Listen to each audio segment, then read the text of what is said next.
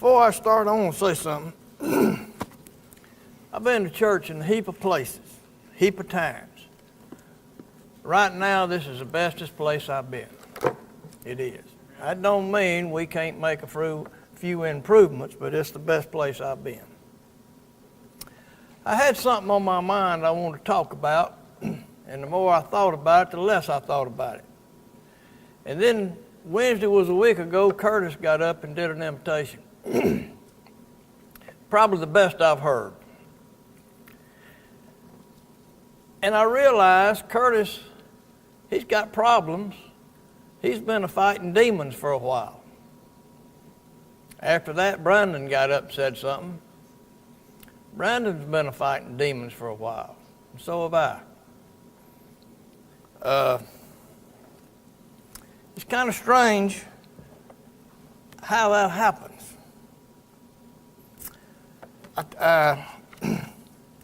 So I decided this morning to talk about demons, and we got all kind of demons. We got demons where there's overeating or where there's gossiping about somebody or regardless of what it is. It could be a number of things. So my sermon today is about demons. A fella asked me one day, told me, he said, you know what? He said, I know a man full of demons. I said, you do? He said, yeah, I do. I said, how you know? He said, because of the way he's acting. Well, I reckon I was looking at him right strange like, because he asked me, he said, you telling me you don't believe in demons? Well, I had to cipher on that for a minute, because that's a question you don't get asked every day. And after I did, I answered him, and I said, yes, I do believe in demons. I sure do. I believe in demons, but I don't believe that demons are the same now as there was in the Old Testament, at least in some cases. I think people got demons in the Old Testament that didn't have a choice. I think Satan gave them demons. And I'll show you where I'm going with that in a minute. But I think that today when we get demons, we have a choice if we want them. Now that's a fact. We have a choice. I'm going to tell y'all a story. It's wrote in the Bible. About 3 different fellas wrote it. And I'm going to put it all in one story. And I'm going to add my, what I call, fill in the blanks. And I tell you that if you read the Bible, if you'll slow down and read it and fill in the blanks, and it means that things that happen that it just ain't got enough room in there to tell, but it had to happen. Don't take nothing away from the story, but it sure makes it real. There was a town. This town was built by the water where people could fish, catch fish to eat, catch fish to sell, built on fertile ground where you could just raise anything you wanted to raise. It was a big town. And you go right outside of town, on this hill was a graveyard. You could look at a graveyard and tell how long a town had been there if it was a big graveyard. This is a good-sized graveyard. Wasn't nothing different about the graveyard except there was a fellow what lived in the graveyard. And he was full of demons.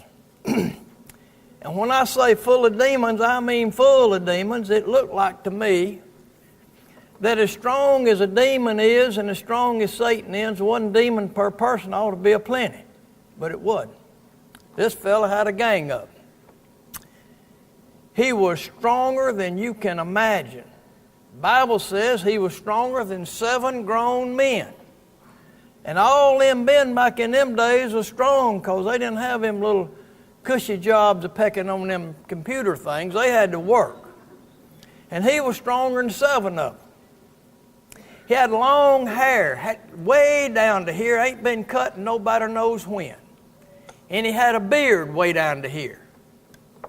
And y'all have seen them shows on TV where they bring them little pitiful puppies out that their hair's all matted up. That's how he looked. His hair matted up, nappy. What he'd been eating was in his beard. And maybe the worstest part about him was he didn't have a stitch on. His legs was nasty and black. He was just nasty and smelled awful. Because you know he was full of demons. They stranger to taking a bath. They nasty anyway. People in the town were scared to death of him. If somebody wanted to go on the other side of the graveyard, they had to go way around the graveyard to get there, scared of him. Well, there come a time in this town, they had a meeting. And they said, we got to do something about this fella right there. He's liable to come in town and kill us all while we're sleeping. So they got them some volunteers, and I imagine they had probably 15 or 20 of them big old strong guys, and they said, we're going out there and we're going to catch him. We are. And they got them some shackles, them things they use when they put you in jail, big old strong steel shackles, goes on your arms and your legs. And got them some chains. Now, I expect them chains wasn't like the ones we make swing sets out of. I expect they's more like what we know as logging chains. But they went out there, all these guys, they went to hunting him, and they found this feller. They found him. And I'm going to tell y'all something. I cannot imagine what kind of fight it was. It had to be one of the worst fights you have ever seen in your life. And most of y'all that know me know I've been in the fight business all my life, and I used to love it. But this is one time I would not have volunteered. Now, my mind works different, I guess, than most people. But I ain't warmed up to hugging a man with a suit and a tie on, much less wrestling a demon that ain't got nothing on but a smile. Or in that case, maybe a frown. But they got him down. And I can just imagine people throwed around and knocked around, but they got him down and they got these shackles on him. And they wound him up in them chains and they thought they had him. And I imagine while they was catching their breath, this fella jumps up and tears them shackles off and breaks them in pieces. And tears them chains up like it's sewing thread. And I expect that them fellers now are trying to see who can be the first one back home, because it scared them to death. They could not tame this fella. Now this is important. He has just got through whooping a gang of folks. And here comes a guy, one man in a boat. Gets out of the boat and walks up there. It's Jesus. And I want y'all to listen to this. As soon as they saw Jesus, they went to cattywater. They was whining, Jesus, you done come to torment us. They knew. They didn't have a chance with Jesus. So, there was a conversation went on there that we probably don't know all of it, but we know some of it. They asked Jesus, probably said, I know you're going to get rid of us. Says, let us go and somebody else. Jesus says, no, I ain't going to do that. Well, don't just throw us out in the open air. Don't do that. And they looked over there, and there was a gang of pigs over there. Now, I'm telling you, sometimes we read the Bible too quick. You got to stop and cipher on this stuff. 2,000 pigs. 2,000 pigs, we couldn't get them in this room hardly. That's a heap of bacon anywhere you go, 2,000 pigs. Jesus told them, he says, the demon said, let us go in them pigs. Jesus says, all right, I will. And he told them, said, y'all come out of this man and go in them pigs. And as soon as them demons got in them pigs, now I'm going to tell you this is my opinion. But if Jesus ever played a trick on anybody, this was the time. Them demons run off down a steep hill and drown. I think Jesus knows the pig can't swim. And I don't think he can, and I'll tell you where I get that from. We used to have a place on the Warrior River. You look across the river on that high mountain, and there'd be a herd of goats going like that away every morning. A gang of them. In the afternoon here, they'd come back. It was something we enjoyed watching, because you didn't get to see something like that every day. I went down there one day, and every one of them was in the river drowned. Every one of them. I said, what in the world happened? The fella told me, he said, dogs. I said, dogs? He said, dog got up there and run them off, and every one of them drowned. I don't know if a goat can swim, but if he can, he can't swim right well, and I don't think a pig can swim at all. But anyway, this is why I say that the guy didn't want demons to start with. As soon as Jesus got rid of them demons, that fellow went to praising Jesus. Praising him. Told him, said, Jesus, I love you. I want to go with you. I'll go with you. I'll help you do anything you want to do. Let me go. Jesus told him, said, no, I want you to stay here and get yourself cleaned up and put you on some clothes and tell them people in town what happened, that the Son of God cured you. And so I guess he did that. So how do we get demons now? This is a little complicated, but I'm figuring y'all go figure it out. Years ago, I met a guy named Yater Tent. He was a gospel preacher. A gang of y'all people already know who I'm talking about. He had a sister named Hilda, and they had a hypnosis center down in Birmingham. And I got involved with them. Don't make no difference why, but I got involved and learned a little bit about the human mind. And everybody that studies that kind of stuff all agree on what I'm fixing to tell you. There's two parts that we know about, the conscious part and the subconscious. The conscious part is what we make decisions with. Where we're going to go, what we're going to do, how we're going to act, and all of that kind of stuff. And when you do those things, make those decisions long enough, you program your subconscious mind. You do. And your subconscious is who you are. Now, I know every one of y'all, just about grown people, when you get up in the morning, you heading straight for the coffee pot. You ain't even got to think about it. That's where you're going, because you programmed. People that gets up early in the morning, they don't have to set an alarm clock, they program. And when you program your mind long enough about something, it becomes automatic.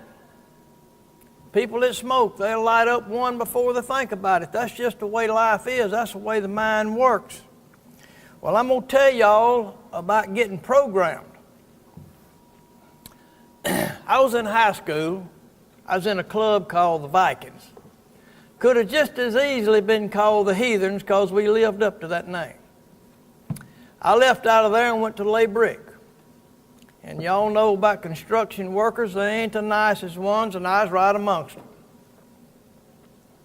Well, I left there and went in the Navy. I told Jason one day, I said, a fella asked me, said, you ever serve your country, boy? I stood up straight and tall, and I said, I sure have. I was in the USS Navy, although there was a court order involved in it. You folks that don't know about the draft, you go out to the mailbox and get a letter in the U.S. government saying you in the Army. Well, I got one, and the next morning I went right down and joined the Navy. That's how I got in there. But when I come out of the Navy, let me tell y'all, I was programmed. I had enough demons to share. It was bad. So I says to myself, I can't keep doing this. I just can't do it. I'd lay down at night and I'd say, I'm getting up in the morning, I ain't going to do that no more, I ain't going to think about it. Well, I'd wake up and before I'd know it, I'd be a daydreaming about the same stuff I wasn't going to do. So I got me a plan. I said, the next time I started thinking about something I ain't wanting to be a thinking about, I'm going to think about stuff in the Bible. And I did. And I'll tell you, it works. It does. I got rid of probably, I'm just going to guess, 95% of my demons, or maybe a little bit more. I still got one or two. I do. And I'll tell you about one of them. If somebody pulls out in front of me and gives me one of them hand signs, I got one that goes nuts.